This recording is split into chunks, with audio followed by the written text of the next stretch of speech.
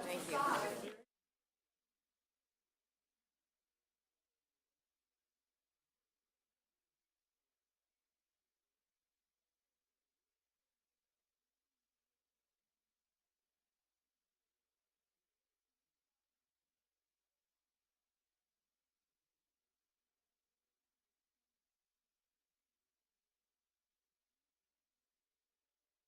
I just thought of it.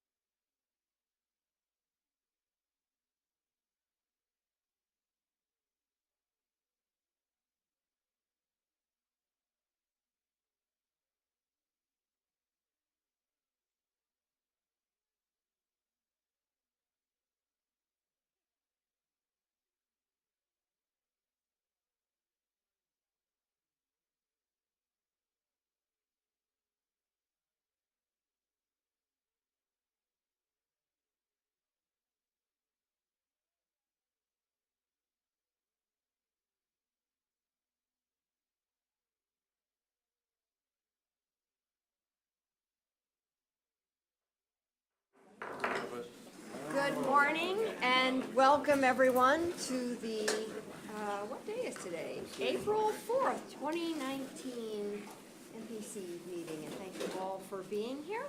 I think our first order of business is a welcome and introduction, so I will start to my left. Christine Lundberg, Mayor of Springfield.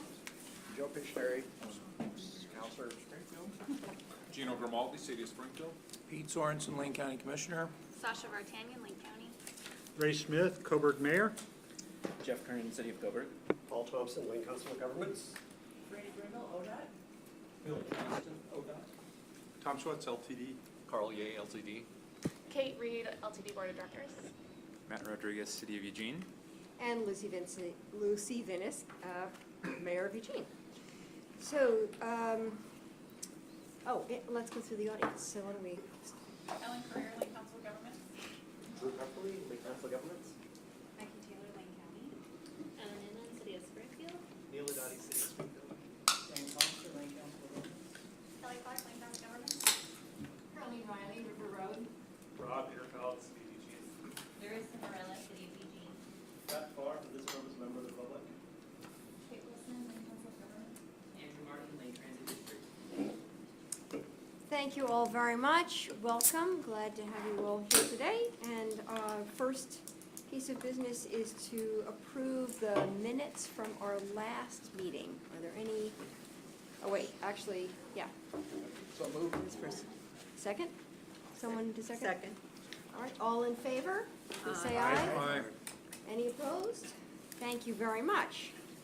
And next up, adjustments to the agenda. Are there any changes to the agenda that anyone needs? And this is also an opportunity for announcements from the MPC members. Any particular announcements? Madam Chair, I just wanted to say that I'm gonna have to leave early. Okay. I've got a trip to Oakridge, but. Okay, all right. And thank you. I will just take just 1 minute to let you know that in the City of Eugene that our city manager just signed a Vision Zero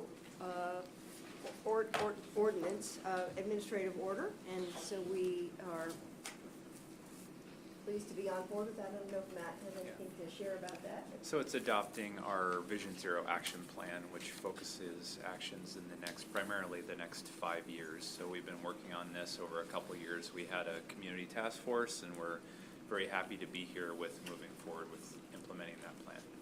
Thank you, thank you. And now is an opportunity for comments from the audience. Do we have any? Nobody has signed up to comment. Right. All right. Well, that moves us on forward to the first item of business. And this is a public hearing. And I think, yes, Dan will introduce this. Thank you. Dan Collister, LCOG.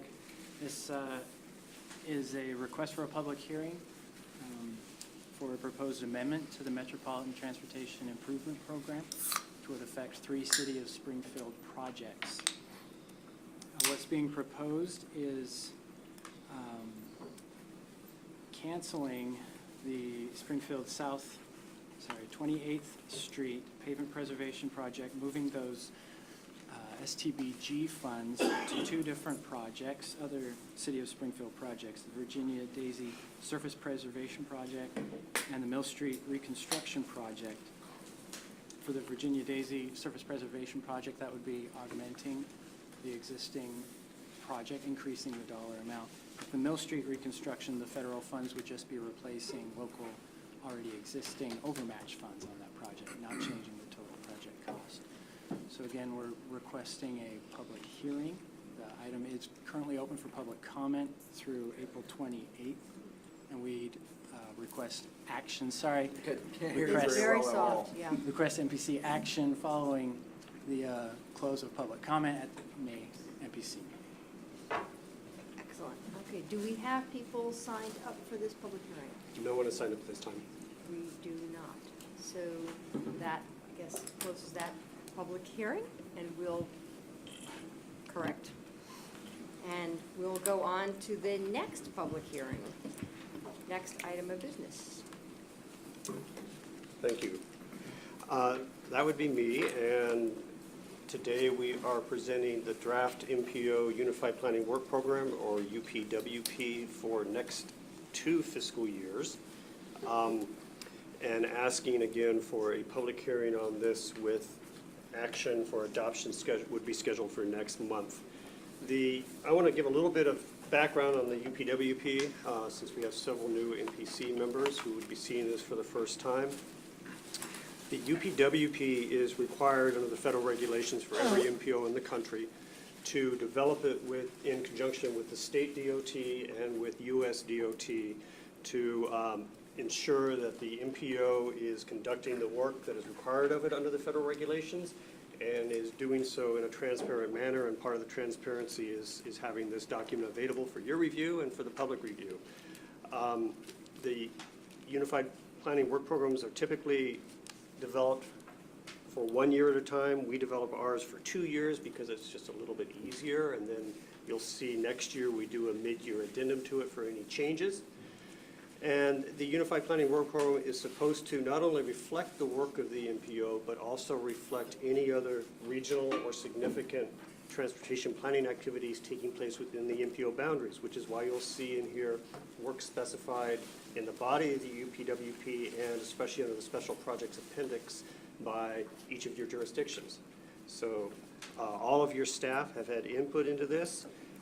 We have had a half-day review with both the Oregon Department of Transportation, Federal Highways, and Federal Transit from the US DOT.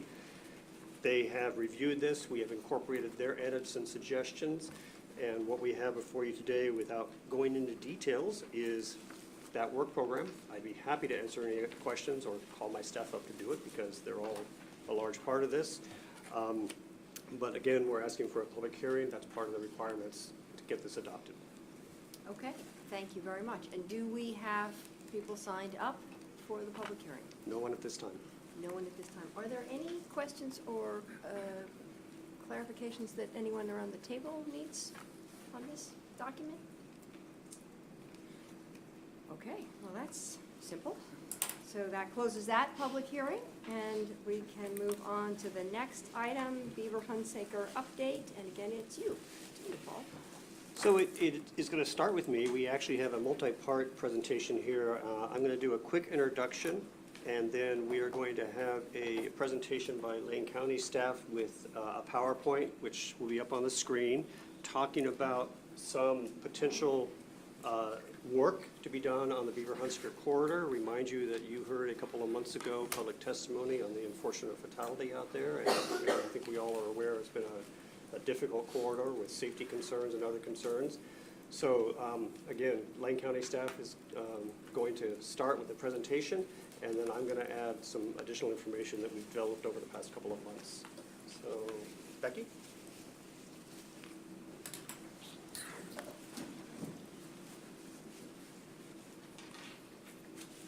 Thank you. I'm Becky Taylor, Senior Transportation Planner with Lane County.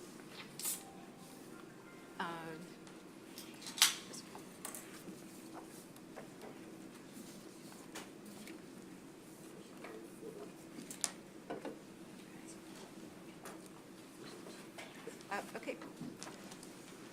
I was waiting to acknowledge the chair. She's getting it. Thank you, MPC. Very hard to hear. So- Can you hear? Is this a microphone or just a? Not really. I don't think it. I think it only works for Speak up. the Okay. not PA. Got it. Yeah, there's kind of a fan Project. noise back here, so. Got it. Yeah. Okay. Thank you. I wanted to remind everyone, if you didn't know, Lane County Board of County Commissioners adopted a Transportation Safety Action Plan in 2017, and we also joined the National Strategy on Highway Safety, known as Towards Zero Deaths. So safety is a public health priority for Lane County. We're leveraging the 3 E's in our approach: engineering, education, and enforcement. And we have a fatal crash investigation team that has representation from each of those E's within Lane County, including Lane County Sheriff's Office, Lane County Public Health, Legal Counsel, Public Works staff, and maintenance and engineering. In response to the tragic fatality of Irene Ferguson on July 17th, who was hit by a car while walking with her walker on Hunsaker Lane, we've developed a series of actions to help prevent future fatalities. And also, some of you may recall I presented to MPC several years ago about the Beaver-Hunsaker corridor. We did some planning work, which was funded by the MPO. Thank you. And I have a couple of slides just to refresh your memory about the long-term goals for the corridor. Through that work, I've developed good connections with area residents, and many of them reached out to me immediately following the fatality with offers to help. I've been really overwhelmed by the collaboration across many agencies to do something in response to this fatality. Next slide. Or is that me? Okay. This is a lovely sign that's the size of a real estate sign that Drew Pefferly with the Lane Council of Governments, the Safe Lane Coalition Coordinator, designed. And we're able to print this thanks to funding that was donated by Delta Sand and Gravel and also Lane County Public Works. The intent is to display these in yards along the Beaver-Hunsaker corridor to alert people to slow down that they're entering a neighborhood. There is, speeding is an issue on the corridor, and a lot of people assume that they're still on the Beltline Highway as they take the exit on Division and just continue down Beaver-Hunsaker. So this is alerting people that they're entering a neighborhood. Also, Delta Sand and Gravel and Knife River have donated 40 reflective vests, which we're going to be distributing to assisted care facilities in the area. On next week, April 9th, we're going to be providing pedestrian safety education to the Lone Oak residents and giving them reflective vests. Drew will be joining me, as well as Stan Pickett of Delta Sand and Gravel, to hand out the vests. And Carlene Riley will be joining us. You heard testimony from her about the death of Irene Ferguson. And her presence is really appreciated to help the residents know just how serious this issue is. Also, I just recently found out our partners at Point to Point in LTD, in addition to providing pedestrian safety materials and reflective vests to St. Vincent de Paul area residents. There's apartments in that area. They've lined up 2 more education events to residential areas in that corridor On April 10th, they're attending the Extra Helping Fair for the Cornerstone Housing. And April 17th, the Lee's Mobile Home Park Coffee Hour, again, to provide equipment to help increase visibility of those residents if they're walking in this area. As I mentioned, speeding is an issue on the corridor, and many of you may know that Lane County does not have a traffic team. That was cut many years ago with budget cuts. And you may have heard our sheriff say that he needs 30 more officers before we could reinstate a traffic patrol team. What we have been doing is elevating the perception of enforcement. What you see here is a speed feedback sign on Beaver Hunsaker. We were able to acquire these thanks to the Safe Lane Coalition and a grant from ODOT. We are also expanding our traffic calming toolbox, creating a traffic calming program. One thing that we're currently exploring is acquiring an old sheriff's car that we could deploy as a decoy, and we anticipate our first deployment being on this corridor. Delta Sand and Gravel has offered up their driveway, gated driveway along the corridor to park the car. The goal is also to reduce the speed from the posted speed, as you can see, 35 to 25 miles an hour. On the engineering front, this is just a refresher of the planning work that was done in 2017. The board adopted a corridor plan, and that was the outcome of stakeholder engagement, a public meeting at the North Eugene High School, public hearing with the Lane County Transportation Advisory Committee to really understand the needs of the corridor and develop a community preferred alternative. The outcome was recommendations to improve walking and biking along the corridor. You can see the top image is Beaver Street current conditions. Afterward, it would have a multi-use path along the Delta frontage, which is the gated chain link fence that you see in the photo, with sidewalk on the opposite side of the street where we have lower traffic volumes. And then Hunsaker Lane, the current conditions on the bottom image, would be completed with buffered bike lanes and setback sidewalks. Another recommendation of the plan was expanding the bike path that currently, the river bike path that currently terminates rather abruptly at Beaver Street intersection on Division. The vision is to continue that along Beaver Street on Delta's property, and then leave the street, continue along the urban growth boundary for an ultimate connection with Wilkes Drive via Admiral Street, and there's the middle school and city parks to the north. Knowing that these improvements are several years out, I want to thank the MPO again. Most recently, you awarded funding for us to complete the design work for those future improvements. Those funds are programmed for 2021. Again, that's just design work and not construction. We want to be able to improve safety. We're calling this rapid response with some more immediate improvements. And I'm going to circulate. Thank you. In case you can't see this diagram, Paul's handing out a copy for you to view, and I'll explain this.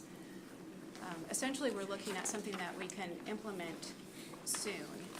So low cost, low footprint in terms of physical impacts. We've been exploring this with our maintenance and engineering staff, and what we think is feasible to construct if we can find funding is something that we could do in summer 2020. And it would involve restriping the pavement markings, which would require resurfacing the roadway to kind of create a blank slate. And then within the existing footprint of the roadway, we would create a continuous 4-foot walking area for people. But it would shift from the south side of the street between River Road and Tato. The vehicle volumes are much lower on that side of the street, and there are fewer obstructions. So we believe that's the safest place to provide the walking space. And then we would install a pedestrian activated beacon an RFB at the intersection of Tato and Hunsaker so that people could more safely cross the street.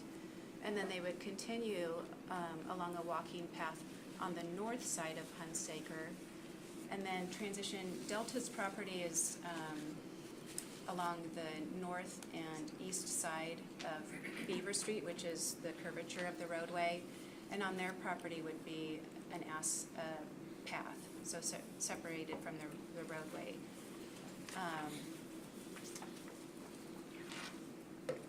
We would buffer this walking space because we realize it is within, the tight space of the existing footprint.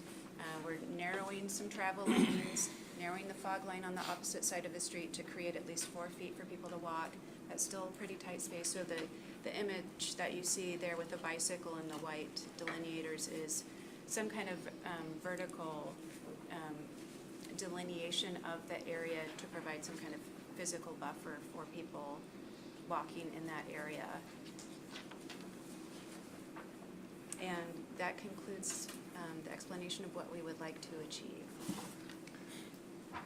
So before I go on to what I have to add to that, I was going to give you the opportunity if there's any questions or feedback to the county regarding, in particular, this rapid response or anything else Becky's discussed.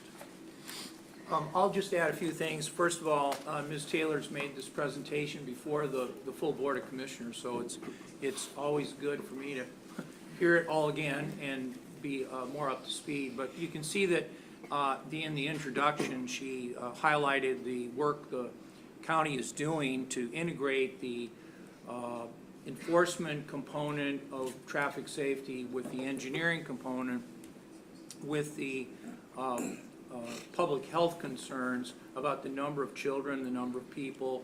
And the bad news, of course, is that Lane County, unincorporated Lane County, led the state for several years in deaths, not deaths per capita, but total deaths. Larger, we're only the 4th largest county in the state, and yet we were the highest. We've since lost that, fortunately, that designation, but we're still in the top 3, I believe. So it's not a good picture in the unincorporated areas of Wayne County. This project, I think, is widely supported, but I always welcome public comment on that. But we've got a lot of buy-in here, and the board did accept the gift that Delta Sand and Gravel made to the county for their part of this. Thank you. Any other comments, questions about this? Mayor? I noticed in the plans that the bicycles and the pedestrians are in a multi-use path configuration, and I brought that up when we talked about our Main Street, because that's also another dangerous place to be. So I'm looking at, can we do something like that?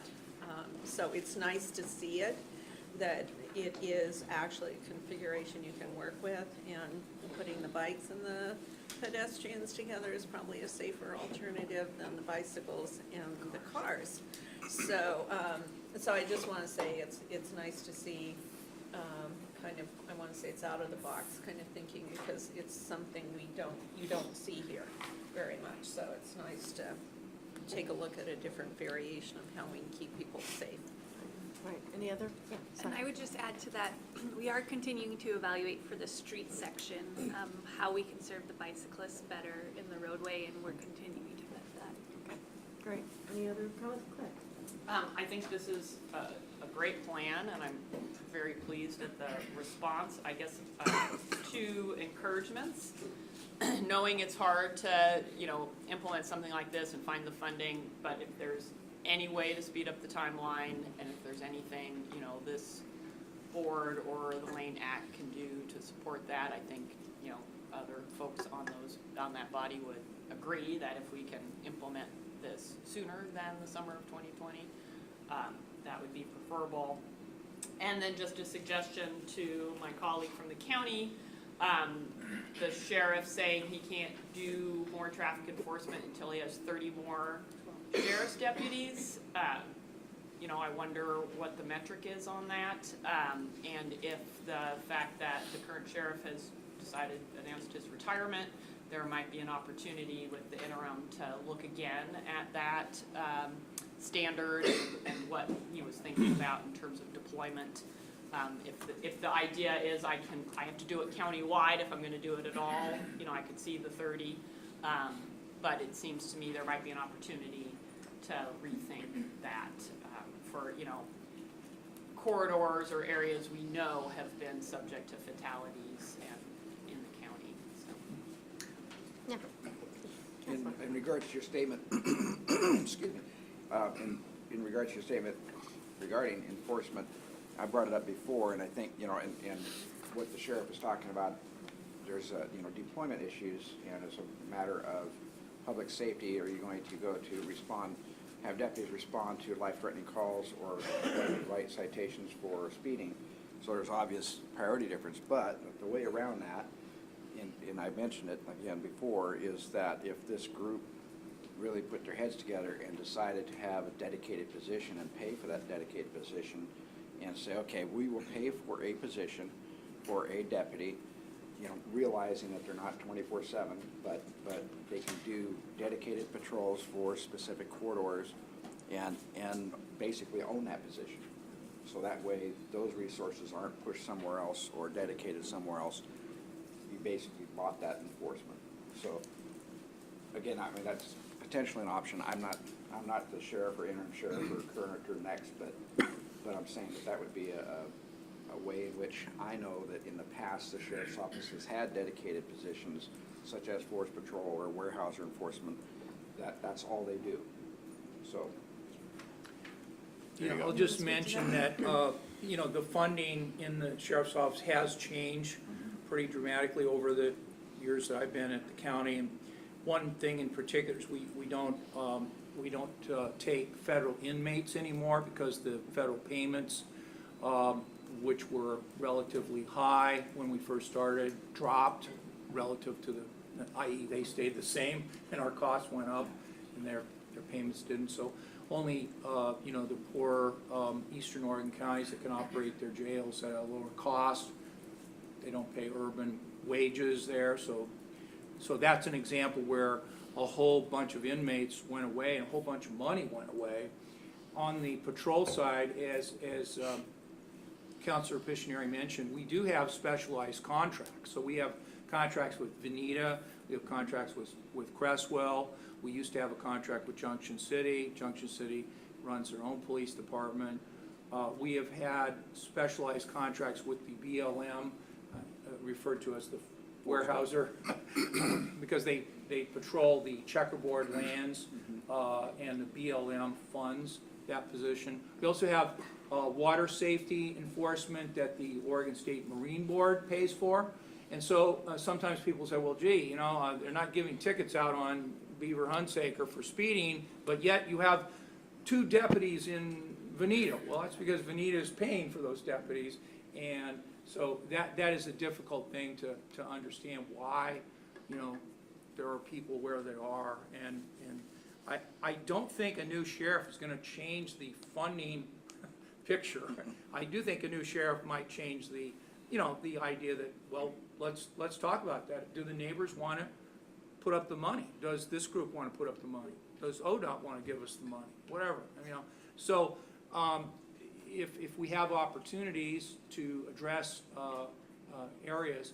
Now, the county has also, with different sheriffs, explored local law enforcement districts, which has been an approach in other suburban areas in the state that are unincorporated that want additional coverage.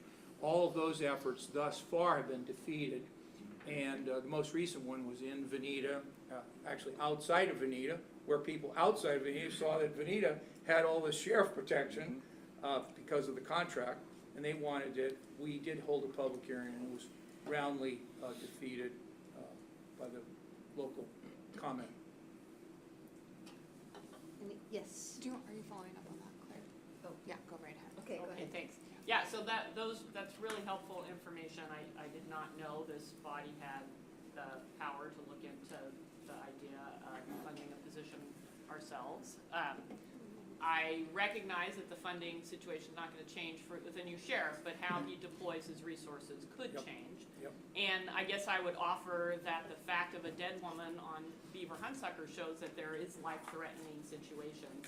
They may not be the same as a call for service of an armed person, but obviously people die because people speed. And so I think it's important for us, I find it important for myself to keep that in mind as we think about what public safety means. I remember when I was working for the Childhood Obesity Advocacy Organization, we had done a study, a focus group with folks out at a public housing project off of Highway 99, and they identified public safety as one of their concerns, and everyone assumed that meant people trying to break into their apartments. They meant the speeding traffic on the street in front of their apartment building was what they were concerned about. So I just offer that for thought. Great. Kate? Yeah, so thank you so much for this presentation. I really appreciate it. I was thinking the same thing as Mary Lundberg, looking at this protected multimodal lanes, I guess, on the side as an option for Main Street as well. That's what came through my mind.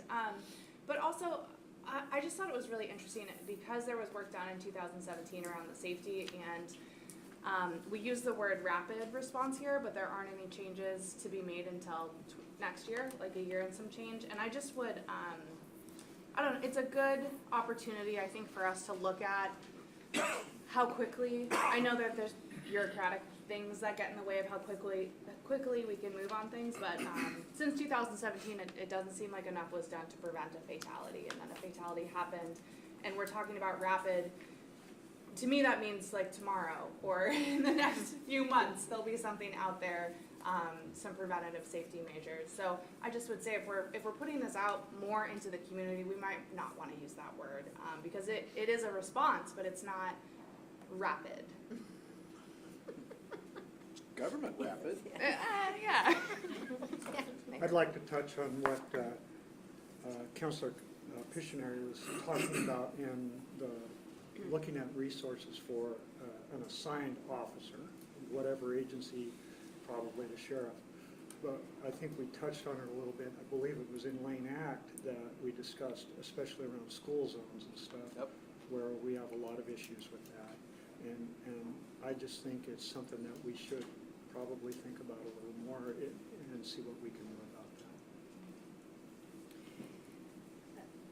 So, thank you, and this conversation seems to call for another conversation. I mean, it seems as if there are a couple of pieces in people's minds about the disposition of funds and how this fits with the Lane Safety Coalition, how it fits with our Vision Zero goals. So I guess I leave it to you to, but it seems like this should maybe come back to another meeting for some follow-up conversation, and, yeah. So if I can do my presentation on some more information, yes, we will have more follow-up. Okay, So in February, you heard the testimony from several people about the unfortunate fatality, and what Becky mentioned was that you, the MPO, have programmed funding for planning, design, development of a permanent solution along this entire corridor. That funding for planning really isn't in place until 2021. Still 2 years from now till we can do any planning work. Once you complete that planning and find the funding to do a permanent construction fix, you know, the ultimate fix that she showed on the earlier slide, we're probably talking 2024, 2025 at the earliest for anything that could actually be changed on the ground. After the February MPC meeting and that testimony, we had our staff meeting, and at that meeting I immediately suggested that we try and find some way to do something quicker than that, and that's what this came from. The rapid response is quicker than 2024, 2025, even if it's not next month. And fortunately, coinciding with the timing of that in February, what happened, if you recall, at the federal level is that the U.S. government decided to fund itself again, and the U.S. DOT got funded through Congress, and as part of the bill that Congress passed, there's some additional funding coming to the MPO. We're going to recognize around $1.2 million in additional funding through a dedicated program that's called the Highway Improvement Program. I don't need to get into technical details around that. We also have some additional funding that we have not programmed in the current years because the the funding bill that Congress passed increased our funding a little bit more for our core programs than we expected. What I suggested in February was that we prioritize something like this, that we try and get something done immediately before 2024, 2025 because of the safety issue out there. And I've been talking with the staff committees for the past 2 months about this. I don't think Becky mentioned that the cost estimate, if this was using non-federal funds, is around $500,000. If it has to be federalized and use federal funds, it's approximately $600,000. In addition to potentially using the federal funds that we have just realized as additional funding for this, I am exploring some ways with ODOT in Salem to swap out federal funds and bring either state or local funds to this that would save that $100,000. So we wouldn't have to federalize this and address the additional federal requirements, mainly NEPA requirements, environmental requirements, because the permanent bike path along Beaver is either in or closely touching the 100-year floodplain. So we're trying to avoid that additional cost. Part of the reason we're trying to avoid that additional cost in a potential rapid response project that could go forward next summer is because when Lane County does the permanent fix along this entire corridor, say 7-8 years from now, they would have to do that environmental work then. And we don't want to have to duplicate it, because if they did it now just for this, it wouldn't be usable in 7 or 8 years again. So we don't want to have to duplicate that effort or that cost.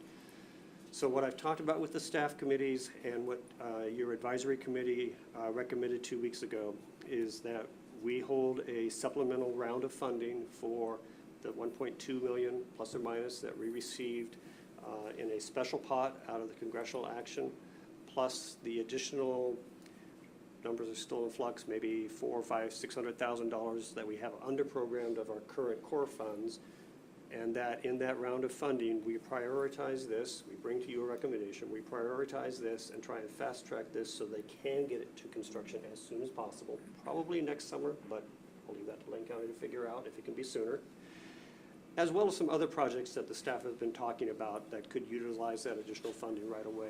But that we put this in that mix and we get this to the top of the list as soon as possible. And we wanted your feedback to see if you were comfortable with getting this in because it's such a very fast-moving development. All right, Mayor, thank you. If we're going to have a discussion around public safety and sheriff patrols, et cetera, it's always a point for me to remind everyone at some point, as our ONC Timberlands used to pay for public safety to a large degree, that we have not been able to, through lawsuits, et cetera, we don't harvest nearly as much as we're even entitled to. So as much as some people don't like that, that is where public safety money came from. And it still has that opportunity. We've done lots of things around making wood products more environmentally friendly. And we have the opportunity to create many more products out of wood products. And we still have the opportunity to have those, if we can up our harvests, we also up our public safety dollars. Any other? Yeah, I just would want to say while we're looking at having another conversation about safety, I think, and I feel like I brought this up at 3 meetings since the last OMPOC meeting, but I think taking note from what Metro's doing with their safe speeds and tactical design presentation that we had at OMPOC would be a really great place to start, and potentially utilizing that SafeLane Coalition to create a toolbox for our municipalities when there is a fatality, how to actually have a rapid response to it instead of the whole planning process. Like, can we create a toolbox of options so if there is something that happens right away, we can react to it immediately and then do the planning process for a long-term fix. So I just would encourage that to continue with this conversation as well.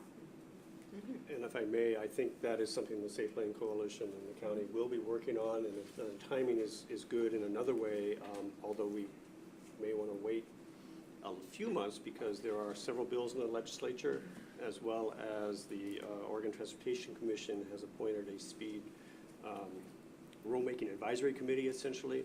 And so we want to see what comes out of those changes, because all of those changes, if the legislature passes one or more bills and that advisory committee does what is hoped for, would give more power and enforcement and flexibility to the local jurisdictions to deal with that. I really appreciate your suggestion. I think that's an excellent idea.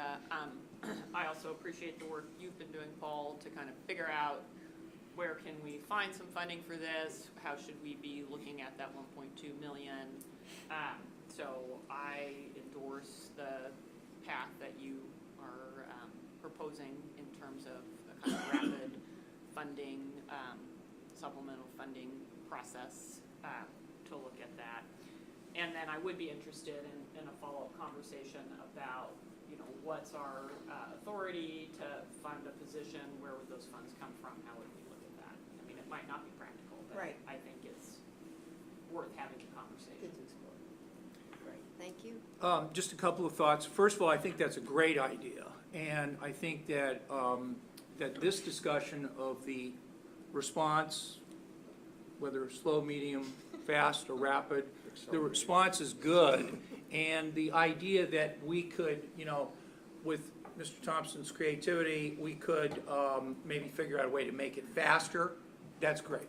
On the bigger topic of traffic safety within the unincorporated metro area, between Coburg and Eugene, or in the River Road, Santa Clara, or in other areas that are within the MPO jurisdiction,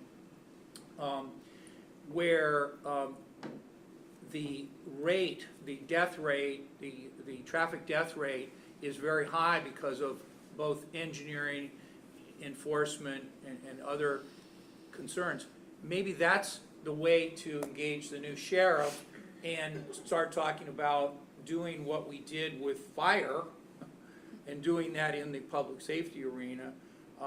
And because to me, what we did with fire as a metropolitan area was really tremendous advancement. And this might be the opportunity to have the conversation about, well, what about east of Springfield? What about River Road? What about the growing area between Eugene and Cresswell, or Eugene and Junction City? So to me, that really isn't, but obviously that's a completely separate conversation from this. But that is a way of addressing some of the overall death rate, major traffic accidents that are occurring outside of the city of Eugene and Springfield. I think Mr. Interfeld was the one that educated me on this topic some time ago, that really the death rate in Eugene or Springfield was quite low, and that all of these deaths, we were leading the state, was coming from the unincorporated area of Lane County. So it's really something, at least with our jurisdiction in the MPO area, maybe we could be a big help. So. Right, great. And I'll talk to the new sheriff as soon as we get a new sheriff. I'll talk to the new sheriff about that, because I think it is exciting. Great, excellent. Yeah, Mayor. I've been waiting to make this statement, and I guess now is the opportunity, and I'll try not to take too much time, but in my discussion with folks, including my family and stuff, and we look at these issues about Beaver, Hunsaker, Coburg, Bonita, so much of what I see around our transportation issue, I think this is related. It's Beltline. It's the traffic around Beltline River Road. It's people avoiding Beltline and using these roads. And that's why the speed and the high traffic counts on this roadway here. I believe we're indirectly experiencing that in Coburg. Just from discussion with people who commute through Coburg because they won't come down Highway 99 and take Beltline. So they come through Coburg. And Coburg is truly turning into a sisters right now.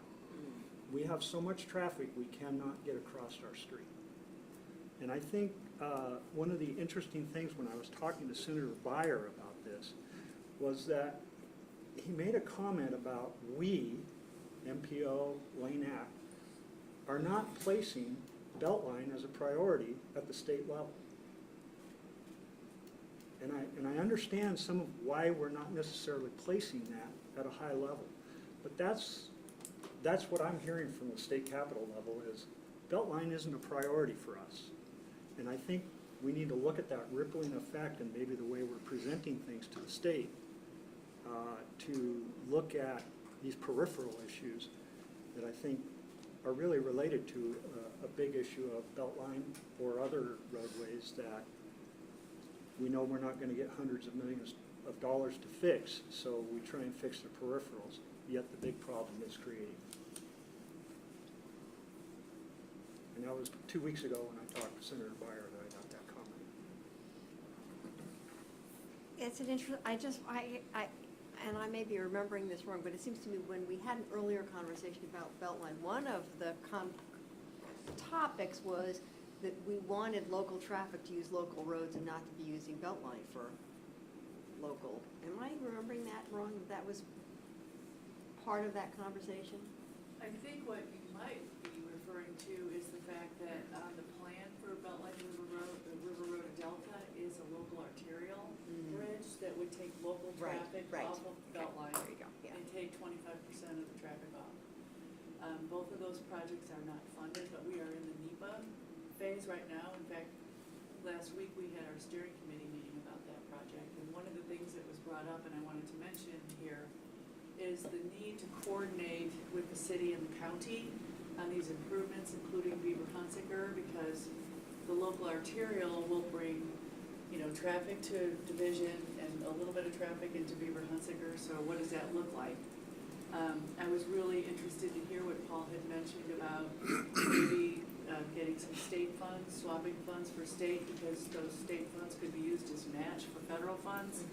So I'm very much interested in coordinating these efforts on the Beaver Hunsaker design, what that ultimate build is going to be with what we're doing with the local arterial.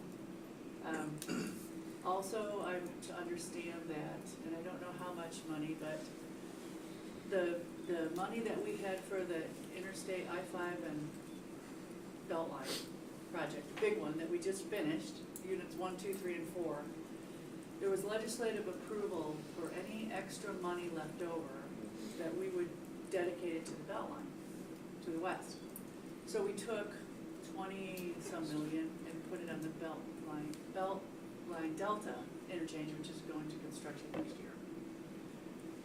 We're looking at the funding now, and I should be able to bring that information back about if there's any excess money, what are we going to do with that. So I just found out today that because we're closing out that whole project on the Interstate 5, all the final payments, there was a claim against ODOT from the contractor that we're still working out. So anyway, I'll be able to know and see where we're at with all that funding and what we're gonna do. We haven't brought the Beltline Delta to construction, so you never really know until you get the bids what it's gonna cost, and then you don't really, and then you get through the construction and it's gonna be overages. But I think we can make some kind of a guess, a good estimate anyway, about if there's gonna be money left over. And then the question's gonna be before you and the county and the city is what do we do with that money if we have it? I have no idea if we're talking 5 million or what. So news will be coming up on that. But yeah, I'm really, and that's all, by the way, Jobs and Transportation Act money. So that was, state funds from the gas tax increase that happened under Lewandowski as a governor. So. Okay, that's helpful, yeah. Good. So I serve on the Beltline Steering Committee and was at the meeting that Franny mentions. I'm not sure how to respond to Senator Beyer's remark. I mean, I think it has been a priority for this community, and so maybe we just need to look at how our communications have been to the legislature around the project and see if there's an appropriate place to re-emphasize the importance of it. Because I think your analysis is probably correct, that people are avoiding it, and so they're hitting these outlying routes that we might not even think about as viable, but people find them. Well, I just wanted to make sure you guys understood. I was really surprised when Senator Beyer said that. Yeah, that I am. the community is not communicating that importance at the state level. Yeah. And I think we need to make sure that we're doing that. Yes, I agree. Okay. Okay, well, that turned into a full conversation. Thank you all very much, much to think about, and very much appreciate your presentation and your work. I think it's a great iterative process on Beaver Hunsaker, so thank you very much. And I guess that brings us to our next item, which is Walkability Institute. Kelly Clark.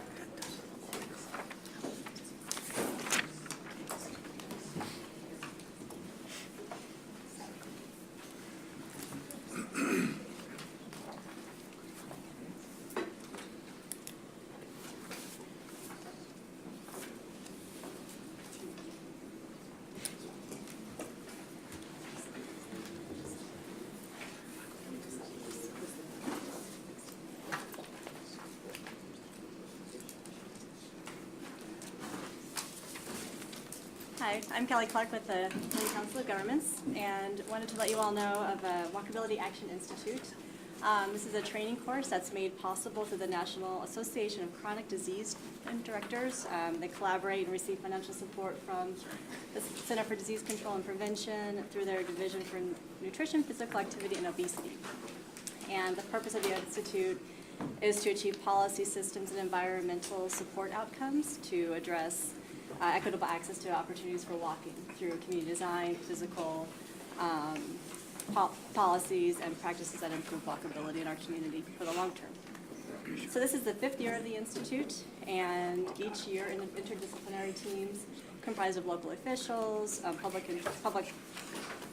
health officials, planning practitioners, transportation practitioners, and others apply for the Institute.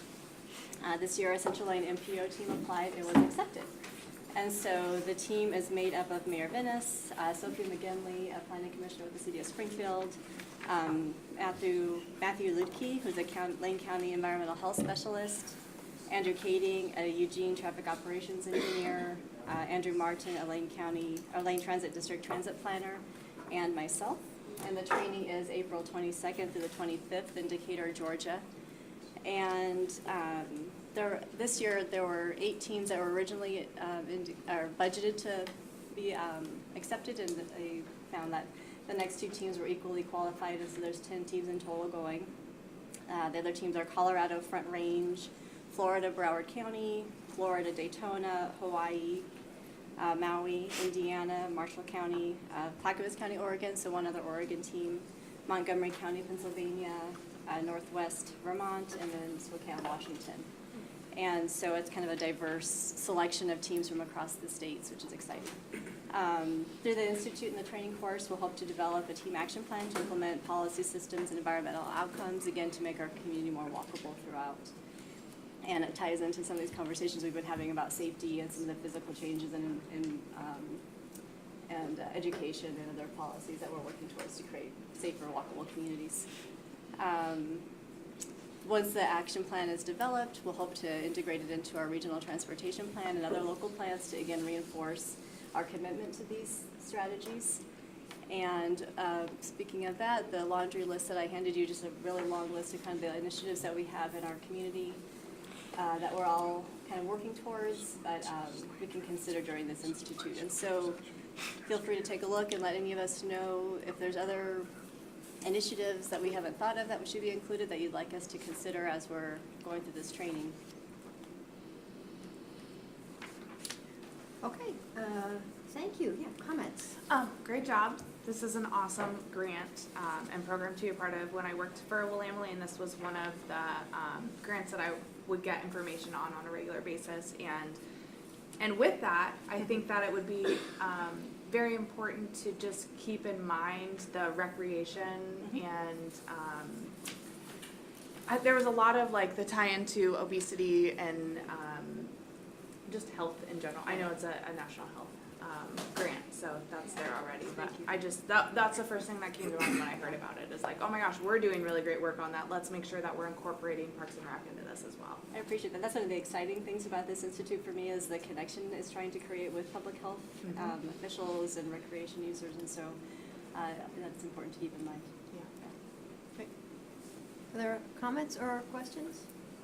Yeah. Just correction, looking at this list that was handed out, I don't know, about halfway down, There's something that says Lane County and Lane Transit District will soon be undertaking the development of their first bike and pedestrian plan. That's the county. And then it says bicycle network analysis.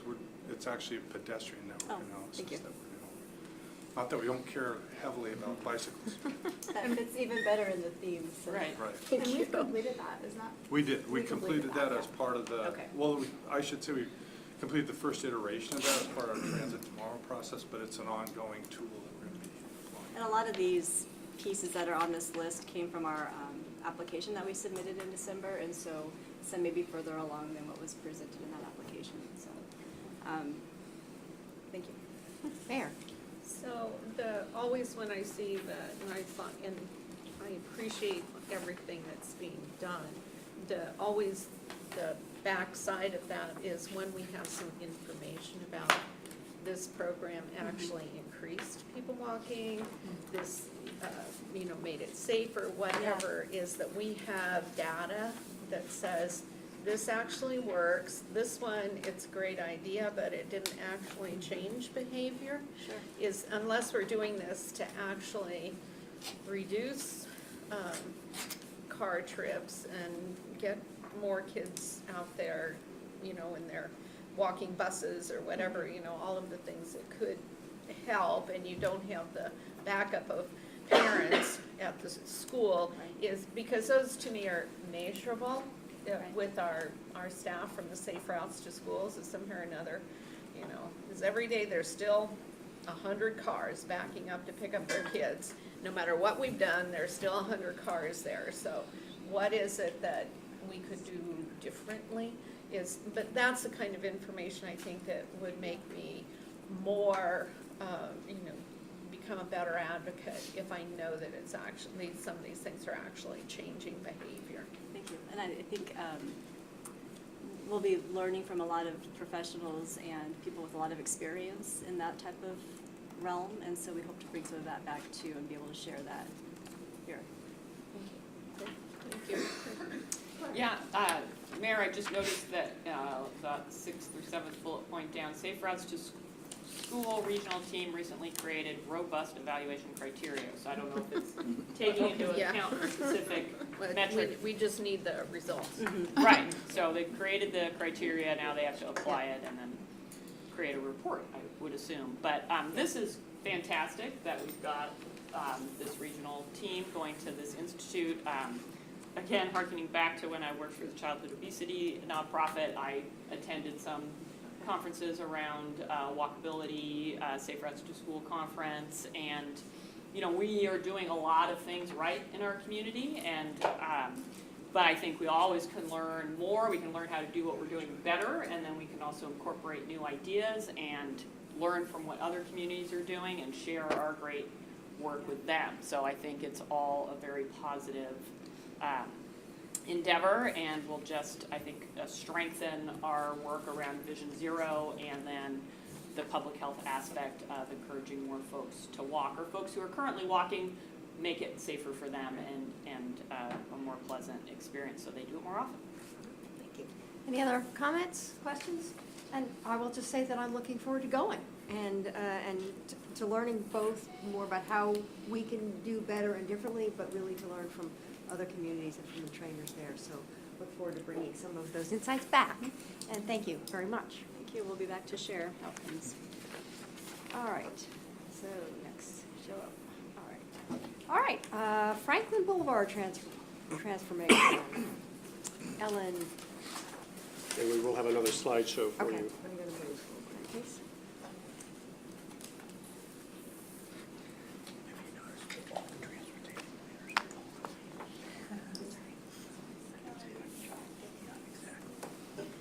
Good afternoon. My name is Larissa Varela. I am a transportation planner at the City of Eugene Public Works Department. And I'm also the project manager for the Franklin Boulevard Transformation Project that I'll be sharing with you today. So thanks for giving me so much time on your agenda to let you know what we're doing around Franklin Boulevard. So this presentation will include a few things. First, I'm just going to talk a little bit about the planning background. Why is the City of Eugene working on this project? Why is it a priority? Talk about what we've done around public involvement, milestones that we've reached so far. and then share with you some very preliminary design concepts, then talk about next steps for the project, and there'll be time for comments and questions as well. And I know a few of you have already seen a good chunk of this presentation, so hopefully it's still enjoyable.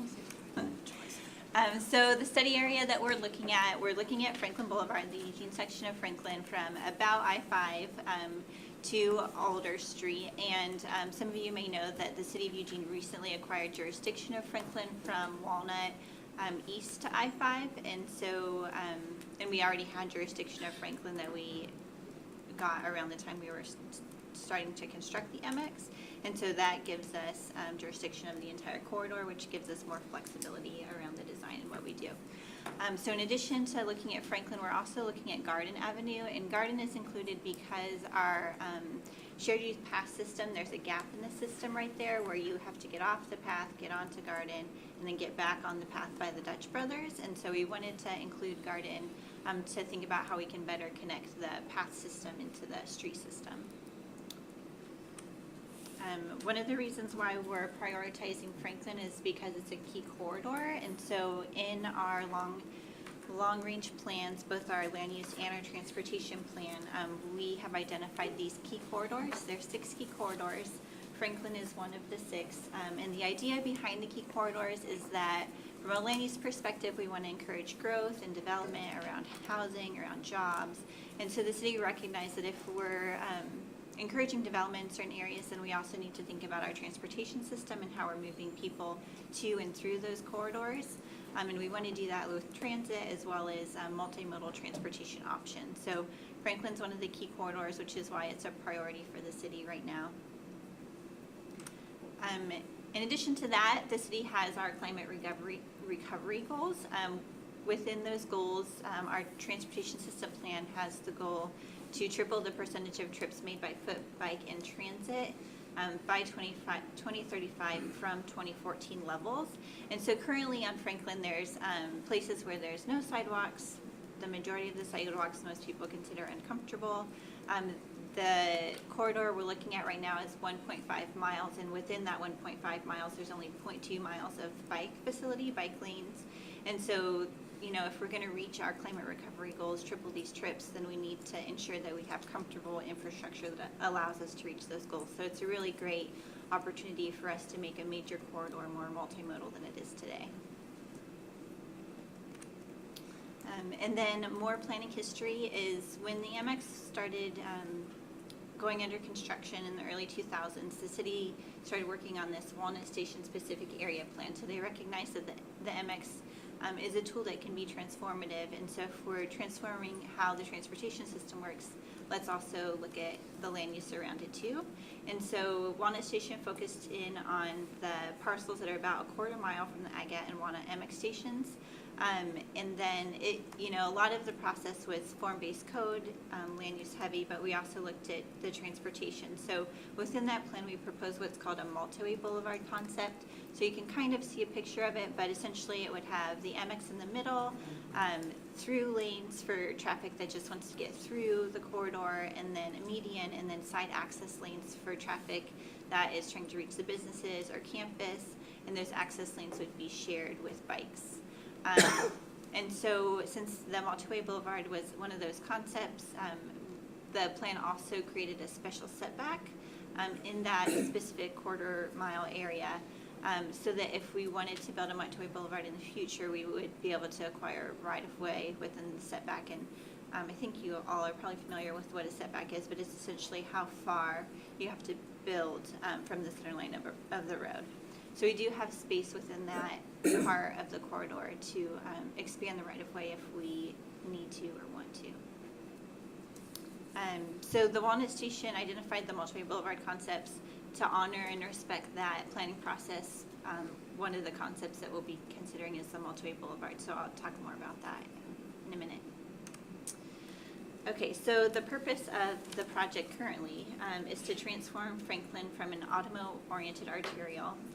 We want it to be safe, comfortable, high-quality walking, biking, and transit street while continuing to accommodate drivers, be consistent with adopted land use and transportation plans. So those are plans, you know, the plans I've already mentioned, but we see Lane Transit District and the University of Oregon also as pretty big partners in this process. And so in addition to looking at the city plans, we also want to be consistent with LTD and University of Oregon plans as well. And then just be supportive of changes in urban form and mixed-use development in the corridor. So right now, if you drive or walk along Franklin, you'll see a couple cranes. There's a lot of construction going on. The university is really ambitious with how they're developing right now. So we want to be supportive of those changes. And in a way, the street is pretty outdated, and we need to upgrade the street so that it is more supportive of the land use around it. So the project timeline right now, we're basically spending 2019 doing what we're calling concept design and planning. So in late January, we had a design workshop. I'll talk about that more in a minute. So right now, we're taking the concepts that were created in the design workshop, turning them into alternatives. So looking at the entire corridor, how would we lay out these concepts throughout the entire 1.5 miles? The second design workshop, where we'll share these alternatives with the community, will be at the end of May. Once we get through that process, then we'll be able to start with our NEPA work, National Environmental Policy Act.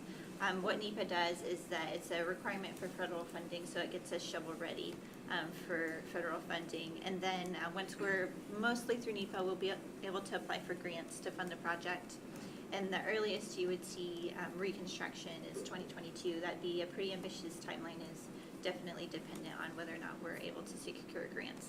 The other thing that is possible is that we, similar to what Springfield is doing with Glenwood and Franklin, that we could phase the project and build it in different phases too.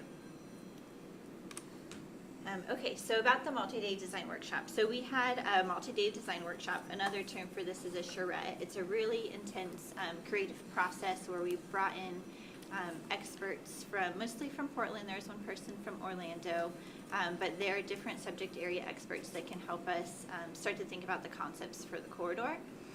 So this was a 4-day process, and I'll share with you what we created during those 4 days and what happened. So the first day was the kickoff meeting. So we introduced the community to the project, and we broke into small group discussions and asked them several questions that I'll share with you in a minute. We were really excited for the turnout of this kickoff meeting. We felt that there were kind of the usual suspects showed up that we can always expect to participate, but then there was also a ton of people that we didn't know. So we felt like we did a good job getting the word out there about the kickoff meeting and getting people to show up. There were over 80 people that attended the meeting. We also webcast it and recorded it. So if you're interested, it is on the project website and you can watch it. And then the next day, we did focus group interviews. So we did over 20 focus group interviews. Up here, I have a list of examples of people that we interviewed. But we have a technical advisory committee for this project, and so our stakeholders list was generated by the TAC members and really helped inform the designs by talking with these stakeholders. The same day, we had an open studio. So the open studio is an opportunity just for the general public to stop by and see the design concepts that have been created so far. And so this open studio kind of shared with the community the work that was created very early Tuesday morning until about 4 o'clock on Tuesday. And so it's very preliminary drawings around what we were thinking, but it allowed the community to engage in conversations with all the experts and really be able to see the transparent process. The great thing about a charrette or design workshop is that it provides a lot of transparency to the process. Some people will say, oh, I thought you already know what you're building. Why should I participate? But this is truly a very transparent process where, they can see us start from scratch with design concepts into alternatives.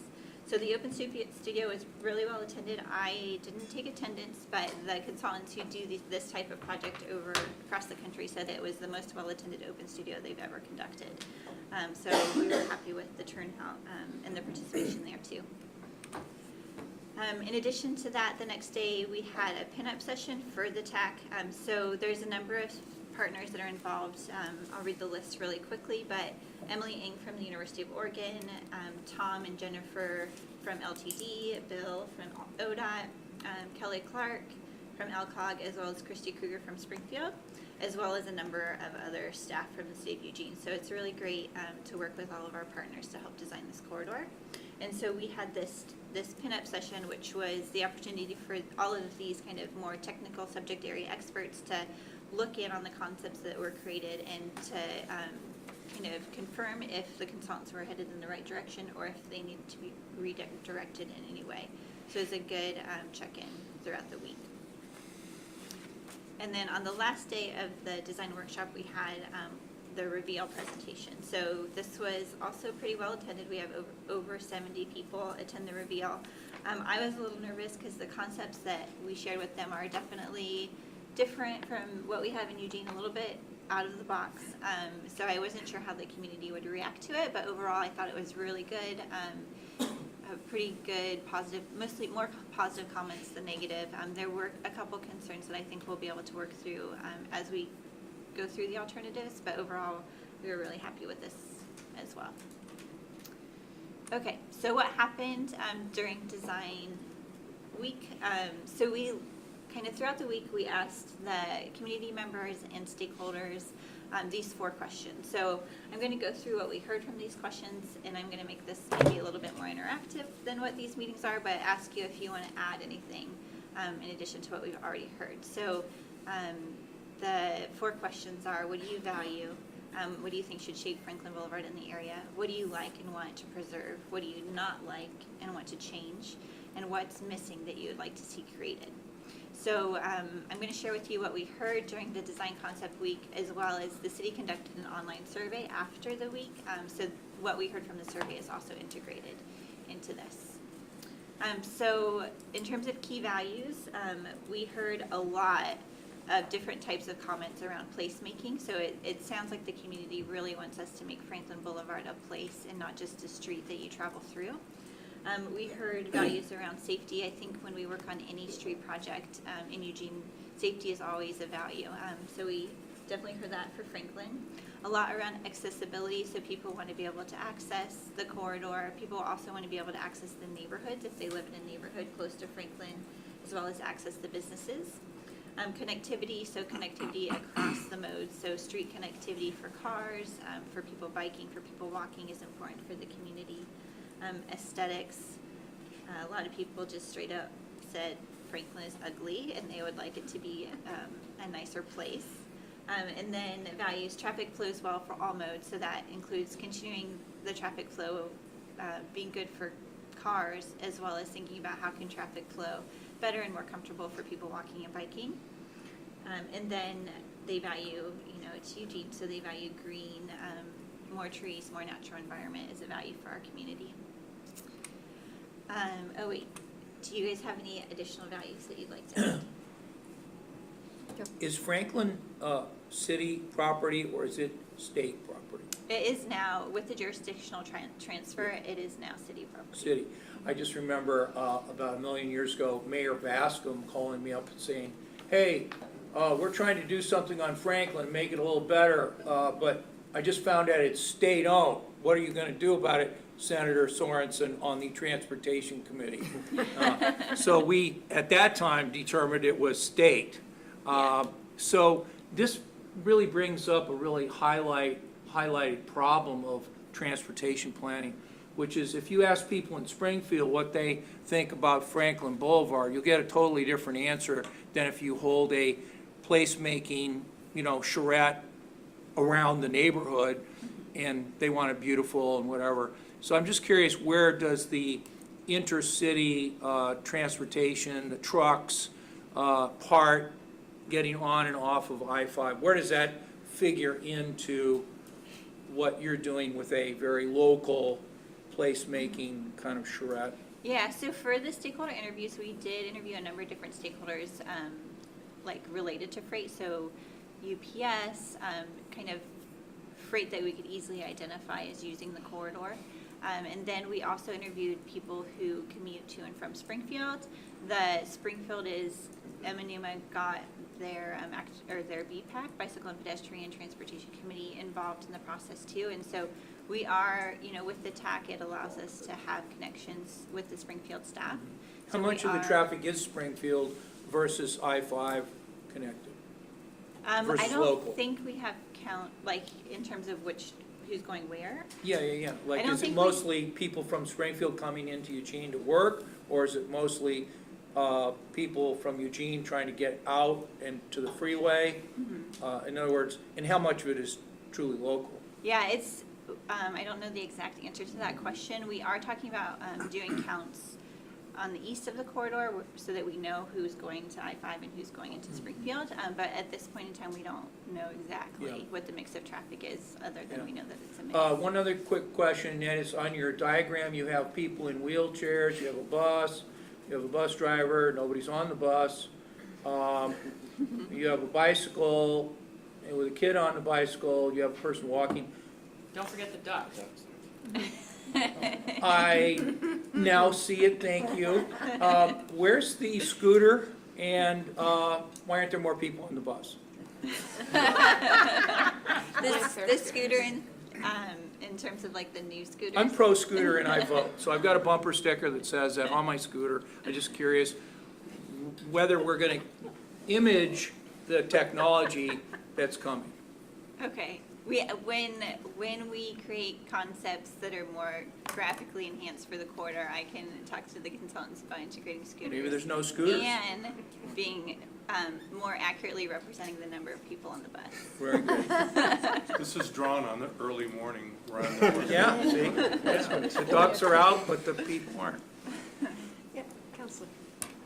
So getting back to this, so was that prioritized? Did you have some sense of which one was the most strongly felt? So these I've are not a actually clue. listed in the order of what I heard most. So placemaking is what we heard most, then safety. We heard less about the natural environment, but you know, that's after analyzing a survey. So I would say all of these things are important to our community.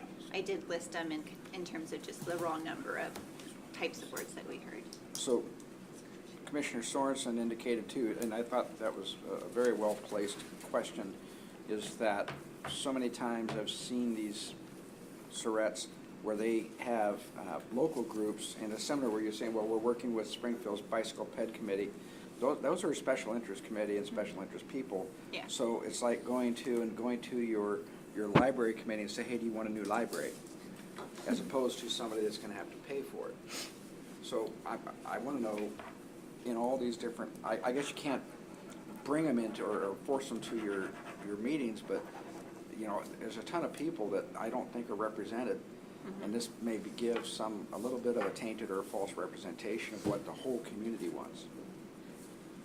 I think that, so in addition to the charrette, we also did a lot of media and did a lot of we got a lot of articles in the news media, in the newspaper, and that, I mean, again, I mentioned with the first day of the workshop, there are people who we didn't know, and there are people that live throughout the city.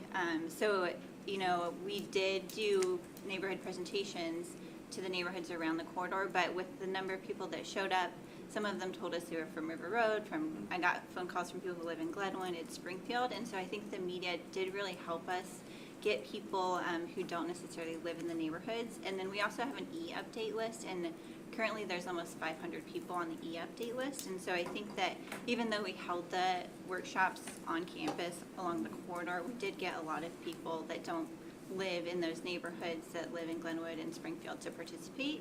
You know, we can always do better around those things, but I think overall we were really happy with the diversity of attendees. Good. Okay. Great. Great. Mayor.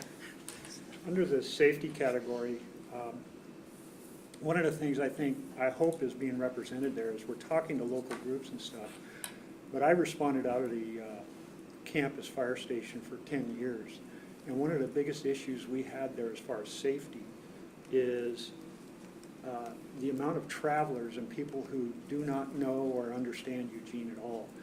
And obviously this is a complex corridor with huge north-south pedestrian and bike traffic, let alone the east-west vehicle traffic. But then add to that mix people trying to get onto campus, and the signage is already poor, and they're trying to figure out how to get somewhere. And the signage, because of many reasons, doesn't work to get people where they need to go. And so one of the things I found in my career was We had people that were lost and thus weren't alert and weren't paying attention, and they pull out in front of people, they run over pedestrians, because they don't know where they're at and where they need to go. So just trying to find parking or information in that corridor is horrible. And we have so many visitors, foreigners, literally foreign travelers visiting their students at the campus, people from everywhere coming to the Matthew Knight Arena events. And I think that needs to be a key element in this, that we're bringing a lot of people in that are not familiar with this area. And it's already a complex travel corridor that we need to make very clear on how to get somewhere and get what they need. Yeah, I'll add that to the list. The university is reminding us of that need throughout the process too. I think I'm gonna, if it's okay, I'm gonna go ahead and continue. Okay, I do have I'd two like more to respond comments. to some Yeah. of the comments. Yeah, thanks.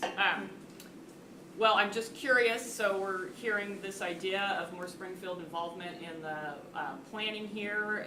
Did Springfield include Eugene residents in your survey around the traffic circles and the improvements on Franklin yourself? And if so, how did that go? And can you model that for us? Go ahead, Emma, take that one, or Tom. Tom isn't here. Tom slid out. No, I don't believe Tom's here, and this was mostly before my time, so I don't feel like I'm the Yeah, most this goes appropriate back to person speak 2000 and, what, 2009? So I'm just pointing out that you're asking us to do something, and I'm not sure if I that- don't think it was we're a asking you to do anything. Yeah, oh, I was hearing that focusing on the people who just live around Franklin is inadequate, and that we should be reaching out to Springfield residents. I didn't hear that. I didn't say that. Oh, that's what I was hearing. Okay. Just glad I clarified that. I appreciate the comments about the signage, and I'm wondering if the placemaking value is a place to look at that as, because I totally agree. I think that's a huge issue and challenge, particularly considering, as you point out, people from other countries coming here and renting a car and driving around, and there is so much going on and trying to keep people safe while they navigate. So is placemaking in terms of, Yeah, I think it could fall under both placemaking and safety Yeah. too, to incorporate better signage than what exists. so I don't see any other values that need to be added, but I do see under aesthetics, I've been thinking, I haven't done anything formal around this, but, Eugene's sign code is, probably very ancient in terms of how we view things, and I think signage and how things are advertised along that corridor contribute to the aesthetic problem. Okay. And that might be something that we should be looking at as a possible place we could have influence. Yes, Christine and Matt in the queue. So, Pete. just because it goes backward, can you show the study area again? Because it has Sure. a specific piece I want to talk about, and it has to do with Eugene and ODOT and Springfield. Underneath that, the I-5, or going underneath I-5, it's a particular area of concern, and it has to do with the Matt Knight Arena. It will have to do with the indoor track that's going to be located near there. You're going to have people going back and forth Yeah. between these facilities that have big activities, and they may be pedestrians or on bikes. But right now, what you see happen is people don't cross Walnut. They want to get back to a hotel, and so they're walking, and they're on that little bitty sidewalk next to Hendricks, and then they're crossing over basically a freeway entrance, and they're on a little bitty bridge because they don't realize, oh, I should be walking across and going to the other side of Walnut, getting down on the path, but then that's not a particularly safe, and I know Mayor Finnis and I have talked about it, that a piece of it is Eugene's, part of it is ODOT's, and then part of it is Springfield. That at some point is that we do have some sort of a consolidated plan about how we make sure that everybody, number one, wants to use the facility. We've got lighting, it's being monitored somehow or another, and it's paved. And there is, from the construction that Hamilton did on the freeway, there is an opportunity to make that a nice path, that if someone's at the indoor track and they want to run, they can go all the way back. You can get the Knickerbocker Bridge, you can get over Johnson Stadium. It's there. It adds to that connectivity that bigger group working on bikes issues to be able to get around the entire county. That's one tiny little spot, but all three of us need to figure out how to make it safe and how to keep people safe so that they can get between facilities and where maybe they're staying and they're from out of the area and they're on foot. So I just want to, you know, emphasize that tiny little spot, and I know that we have a focus on it. I just talked with Emma before we came about that particular area that's in our jurisdiction to work on, but it really is something all three of us are going to have to work on to make sure that that one area people can get there and they know to get there, because the signage doesn't necessarily tell them to do that. Yeah, Christy has communicated to me that that is a priority for you. But it will definitely need to be a partnership between ODOT, Springfield, and Eugene because of the different jurisdictions there. But I'm hoping that that project could actually happen before like the bigger Franklin Boulevard reconstruction happens. I am too. Yeah. That's right. Thank you. Just very briefly, I wanted to say that even outside of the Franklin Boulevard process, we've been working with U of O to try and increase the wayfinding signage on Franklin Boulevard. So I don't think, again, we need to wait for the big project to do that. That's something that's on our radar. Okay, hang on, Matt? Pete, sorry. I just want to mention that, that the signage along there is an important component to this. It's been pointed out by several people that you've got the university, you've got people coming there for Matt night, you've got the people that are the increasing density in that whole corridor with the apartment buildings and kind of urbanizing of it, and an idea of hiring someone from Des Moines, Iowa, or even Spokane, who's never been to this area before in their entire life, and we just tell them, try to park near the U of O Law School, try to visit Matthew Knight Arena, see how many voyages around the community you're gonna, and literally, maybe we could help them in Des Moines or Spokane by deploying one of you guys out there for a couple of months to straighten out their problem, because usually it's the people that are from the area that are making the signs. And so you're driving down this road at 40 miles an hour and it says U of O next left.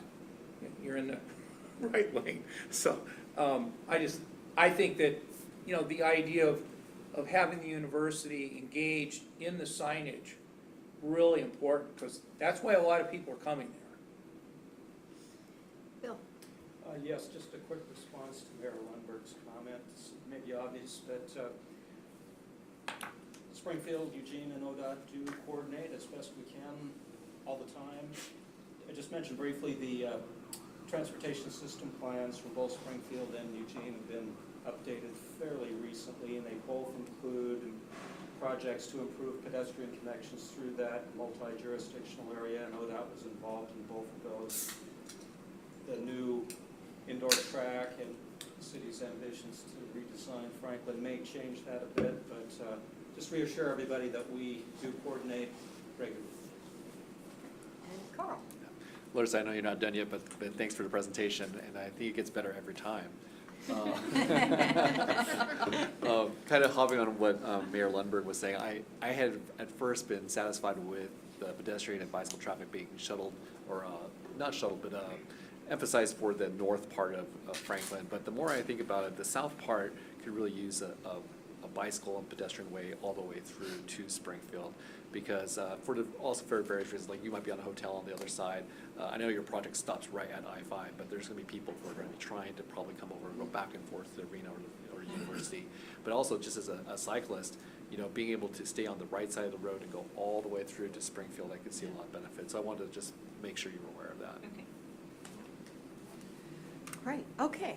Now you're free to carry on. Okay, so the next question that we asked is, what do you like? So we didn't hear a ton of likes about the corridor, but the biggest like is that people love the MX. That's been a really great success for Eugene, for LTD, for the entire region. MX on Franklin is the most utilized transit line in the entire LTD system, so that's been a success. A lot of people like the mill race. They like the diversity of businesses. So there's market of choice, there's higher ends, there's the university, there's restaurants. They like that there's places to go on the corridor. And then they do like the trees that currently exist. So there are some trees in the medians as well as some trees on university property that people enjoy. And then dislikes, we heard more dislikes than likes, but dislikes are that it feels unsafe to people. It's very auto-centric. It's not pedestrian-friendly because there's narrow, or in some places, no sidewalks. It's not bike-friendly. Again, there's only 0.2 miles of bike lane, and that's a bike lane where not everyone is going to feel comfortable riding. The word ugly, again, came up a lot. There's speeding cars. Sometimes for Eugene, it feels like there's a lot of traffic and congestion during the peak travel times. The traffic signals could operate better because of the MX. The signaling along the corridor is complicated. And then there's also places where we restrict left turns. That's good for an MX priority and safety reason, but people get frustrated at the amount of restricted lefts in some places too. So those were dislikes. And then the other question was what's missing.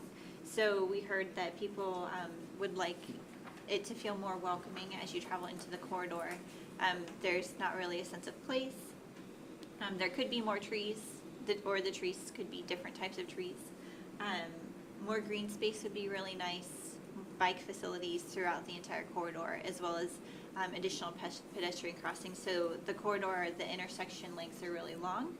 So there's not a lot of opportunity to cross if you're a pedestrian, and when you do cross, it's a pretty big distance to cross. So those were the likes, dislikes, and what's missing. Anyone want to add to any of those things? I'm going to try it again. A welcoming front door, I get, but there needs to be two front doors, and one of the big problems is the University of Oregon doesn't have a front door. Yeah. And that's where people are always trying to get to. Where's the front door? How do I get to the U of O? And the left turn, oh, it's here, not there. Even people that are somewhat familiar, they keep wanting to go down to Agate Street and turn. And so the University of Oregon needs to create a placemaker for a place where people can come in and be able to park and find out how to get around that community. And then having something besides a 30-year-old wooden sign at the gateway to our city would be really nice. Any other comments? Claire? So the green space, I'm all for green space, but I'm curious if you got any more detail about what were they thinking of green space along the boulevard? I mean, the river is, just 2 blocks away. So I'm just wondering what the practical implications of that value are. I mean, so the green space includes trees, the natural environment. So there just could be more plantings throughout the corridor. Median plantings in the center, plantings on this side. And when I shared the cross-section concepts with you, you can kind of see an idea of what that looks like. Great. Okay. Okay, so I'm going to share now the design concepts that were created during the workshop. Keep in mind that these are high-level concepts. We do have to create alternatives, so there will be a lot of tweaking and modifying that happens before we know what we're building exactly.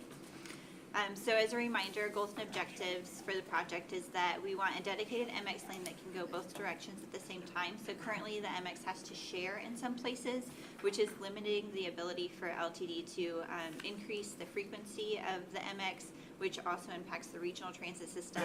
And then it also limits the ability of just how many buses they can run through. So right now the MX is really near capacity. If you get on the MX at 10 o'clock, it's packed. 10 o'clock in the morning, it's packed. So LTD needs to figure out, and we need to help them figure out how to alleviate that issue. And to do that, we need dedicated MX going both directions. We want to accommodate motorists and freight, change the street so that people walking and cycling are safe, comfortable, and it feels convenient to them. Improve the area for businesses, residents, and the university. Welcome people to the city and the University of Oregon, and then make the area pleasant, naturally green, and connected.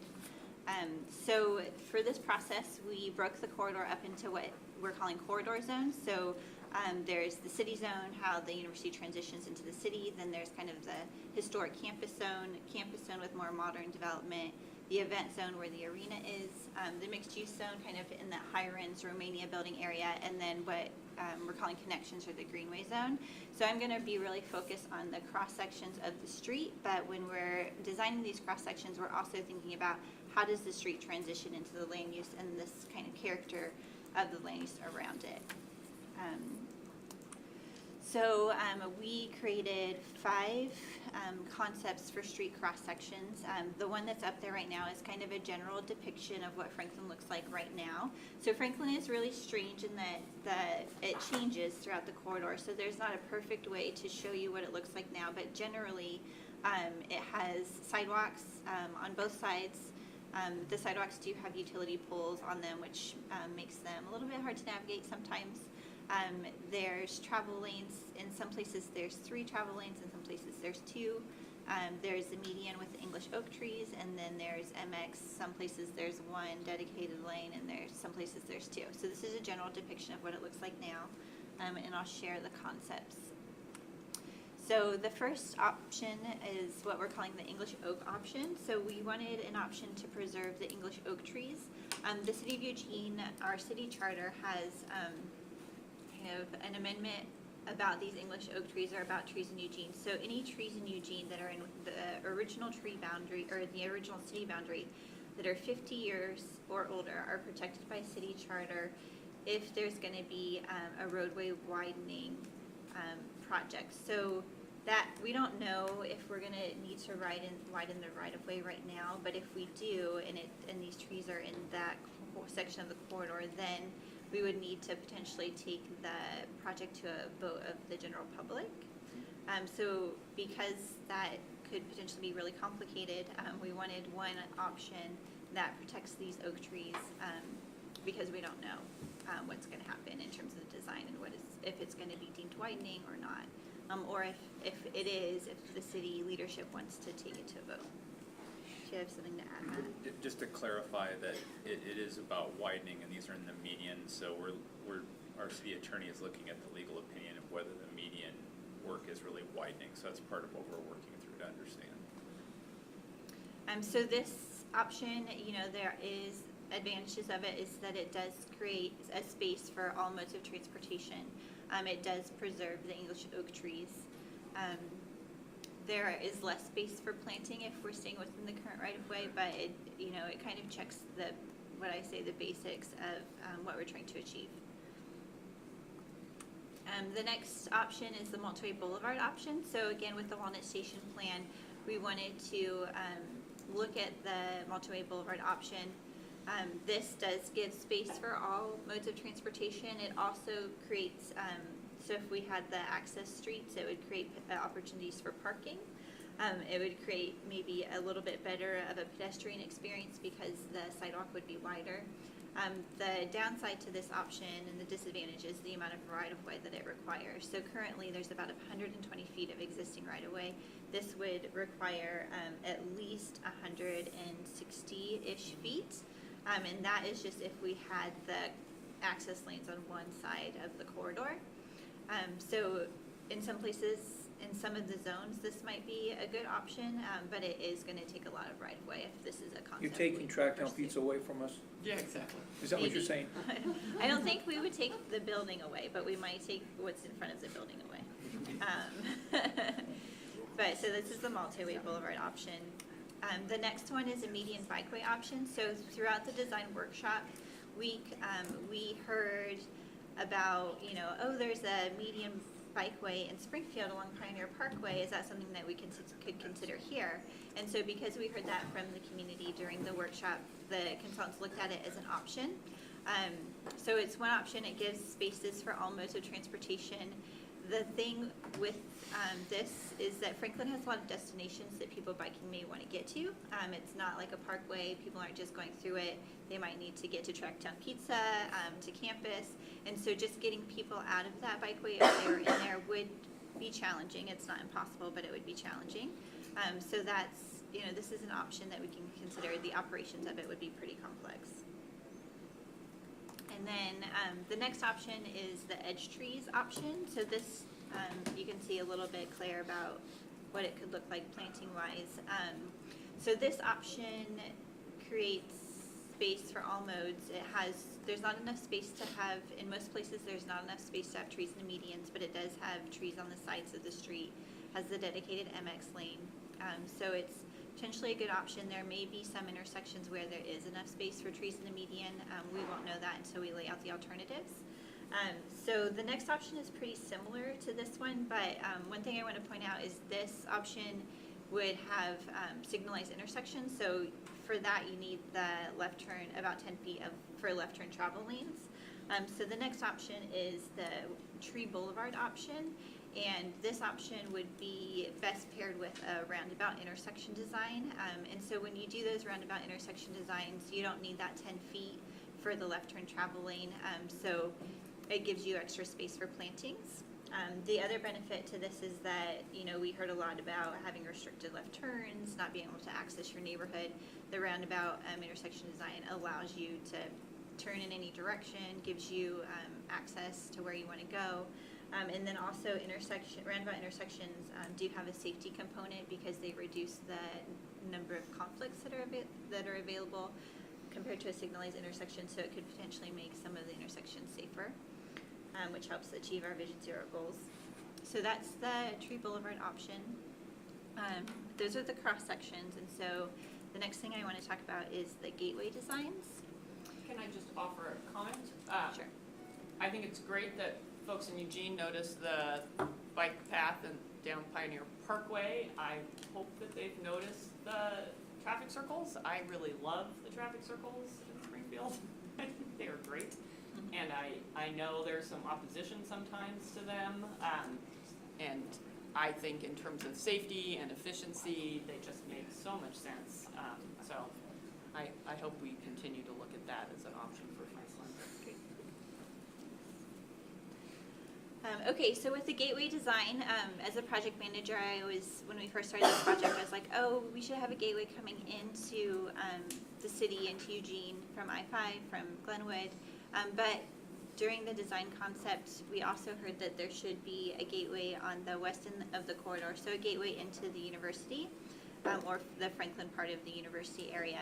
So the gateways are great because they create that welcoming experience into the corridor. They're also great because they slow traffic, which is kind of for drivers is a mental note to potentially slow down as we have this Franklin University of Oregon experience. And so the first gateway, this is the west gateway. I'll try to orient you really quick. So Dad's Gate is the kind of around the circle in the middle. The parking lot to the north is where the construction is happening right now, the new multifamily development. So this is Franklin 11th area. Does everyone kind of know where we're at?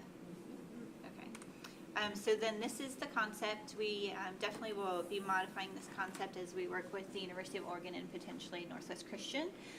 But the idea is that where, let me go back to street. So 11th is where it kind of intersects with what is Kincaid. Yeah, so that area, so what we would do is we would have the cars go towards the roundabout. So we would close off 11th, thanks Matt, to general public car traffic, and that would be, we would prioritize that for the MX, as well as run bike facilities down that corridor. So the university likes this idea because it creates more of a university experience as well as prioritizes active modes of transportation. And then around the roundabout is kind of this, Matt, can you point out like the bikeway paths? So there would be bikeway, sidewalk paths that go around the roundabout. So you're kind of creating a bikeway roundabout in addition to a car roundabout. And then it also creates crossings that don't currently exist. So it creates, a new crossing for the apartment that's being developed, and just give more pedestrian crossings. That's a need that we heard.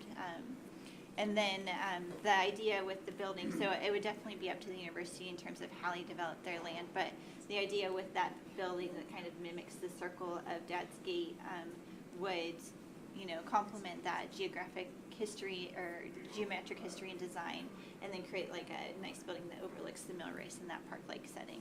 So that's the concept. Anything else that I should point out, Matt? And just to clarify again, that this would not be for through vehicles, just bus, ped, and bike, but this connection is, you access 11 through the roundabout. So that's still maintained. And then the other concept, so this is the East Gateway. It's a little bit hard to orient to this one. Walnut's kind of where Matt's standing. 15th is close to the bottom of the picture. So this is the concept. So right now you can see the ramps, getting onto or off of I-5. This is the East Gateway concept. So this concept can function however we need it to function. What is depicted here is suggesting that we take off the ramp coming into Eugene, the I-5 ramp, and turning it into more of a local road. There's a road in Glenwood called Judkins Road, so we could turn that more into local roads and put walking and biking facilities on it. It would create a better connection between the two communities. You wouldn't have these huge ramps coming down. The one reason we're considering this is we looked at the traffic volumes on these ramps, and at the most peak hour is 600 vehicles on both sides, and that is less than the number of people that are on the MX at that time of day. So it's, it can function, I-5 can function without those ramps.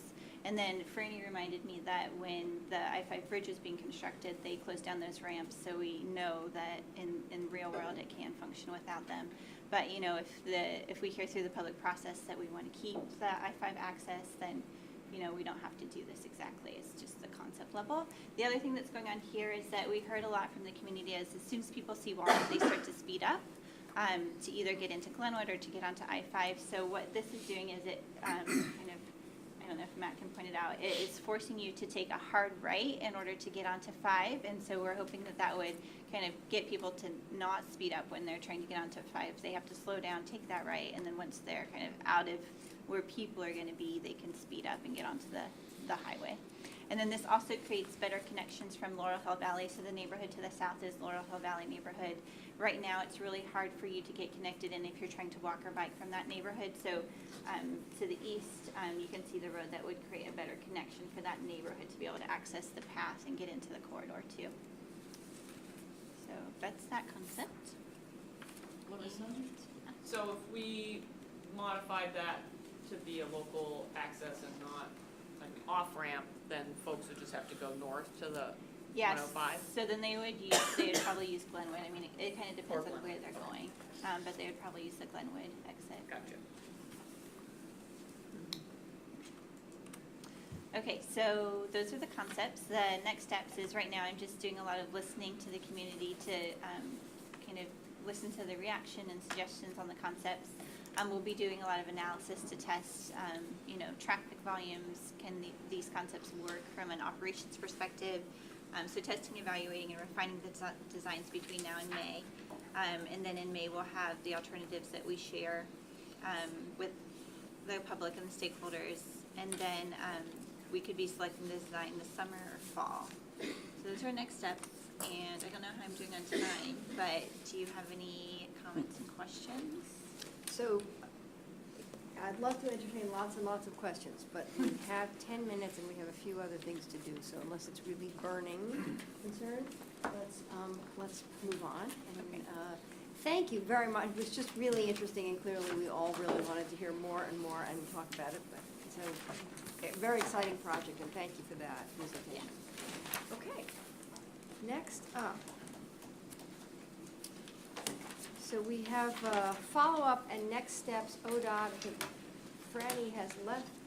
I have just a few updates that Franny wanted me to share with you. We talked about the Beltline corridor earlier. There was a steering committee meeting recently. Franny and I are coordinating with Paul for a future agenda item for this group. We'll provide you with a presentation either at the May or June meeting, whenever Paul can get us on. Tell you more about the status of that project. The 105 bridge reconstruction project is proceeding. Still negotiating with the contractor about the work on the on-ramps. And we're pleased to report that we did secure funding for the bike share station at the Valley River Mall. That's a mitigation effort during construction to allow people to use bikes to get over the bridge into the downtown area. Nice.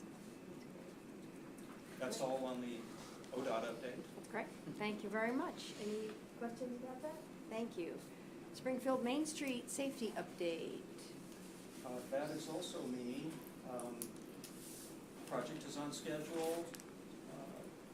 We're still focused on the goals and objectives development process. Technical advisory committees and steering committees have been meeting. Some discussion about this traffic safety analysis and statistics.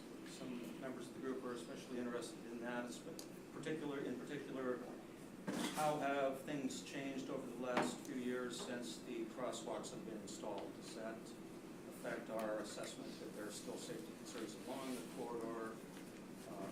We're clarifying some of that data, providing answers for everyone. Okay, great. Any questions about that? Okay. Rail update. Just a quick one on that. I've been talking with ODOT Rail Division, and hopefully we'll have them here in May or June, depending on scheduling on both ends, for an update on the process regarding the high-speed rail corridor. So you will get a report on that soon. Okay, that sounds great. And legislative update. In the interest of time, I don't have a lot to say, so I won't try to. The main thing that I'm going to try and summarize better at your next meeting is HB 2020 and its potential impacts on transportation. Obviously, HB 2020 being the carbon reduction or cap and invest or any other number of names it has. Bill has implications for many sectors, but transportation is the one we deal with here. It recently went through a significant set of amendments. I think it was around 300 pages. And there are more amendments that may be coming to that.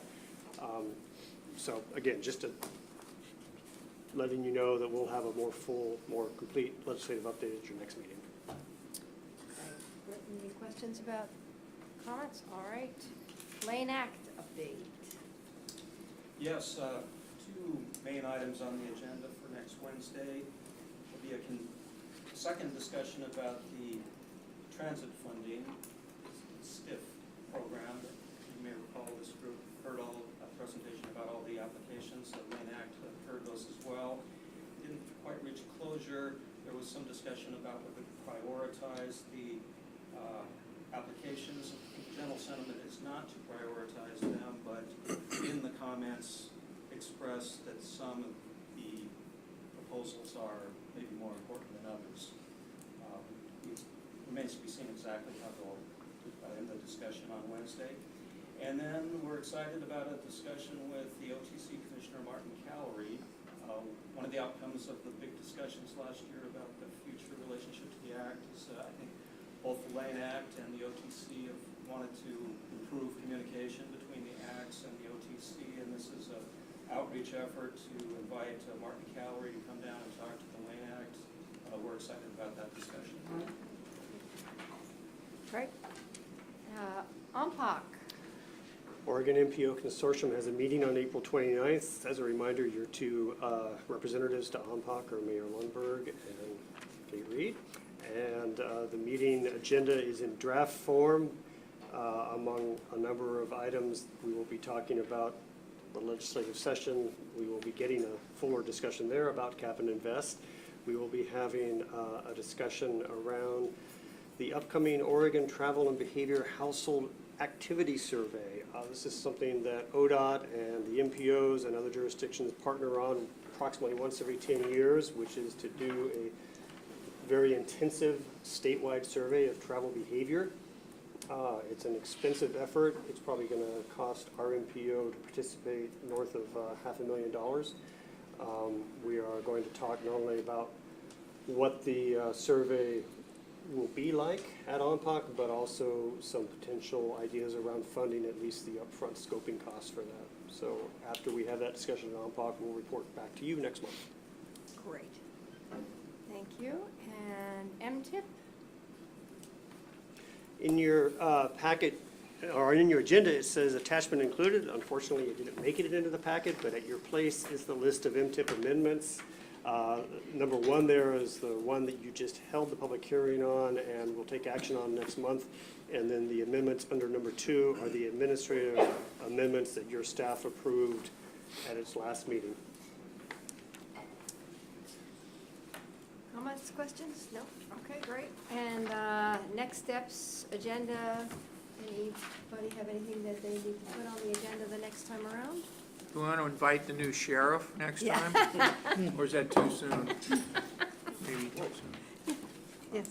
Possibly to put back on the table as far as actually talking about funding for an enforcement position for what we're talking about, because if you want to move fast, then we probably ought to talk about it.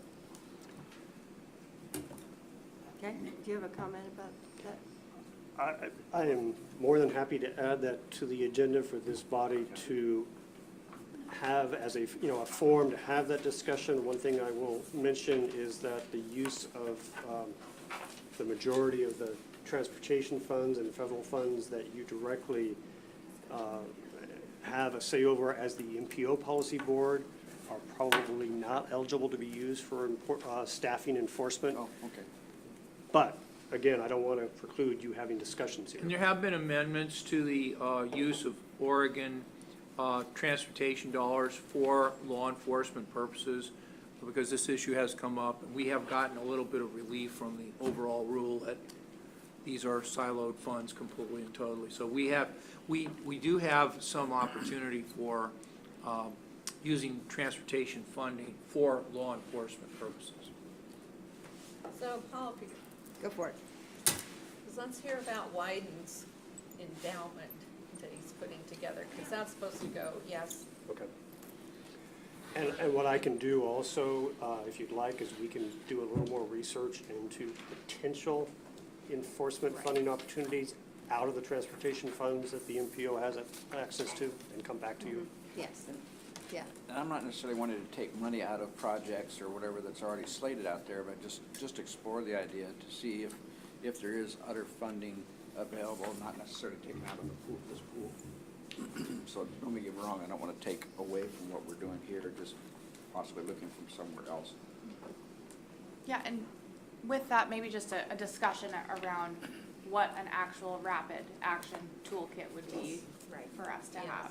Okay. So if it's tactical design or something like that for areas that have had incidents. Okay, that's great, thank you. Yes, I think that'll be great to have that in the next round, and I think with that, we are adjourned. 1 minute early.